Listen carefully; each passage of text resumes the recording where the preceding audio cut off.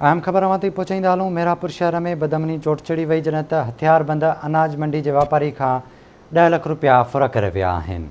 अवां खे अपडेट कंदा हलूं। मेहरापुर मां शहर में बदमनी चोट चढ़ी वई आहे। हथियारबंद अनाज मंडी के वापारी खां 10 लाख रुपया फुर करे विया आहिनि।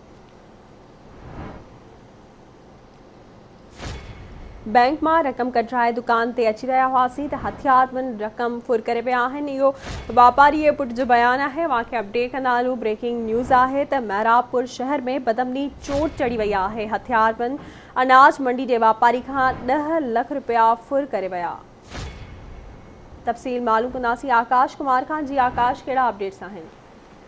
आज बिल्कुल मेहरापुर में अनाज मंडी में जो शहर वापारी फिलहाल चीमा के पुट साजिद चीमा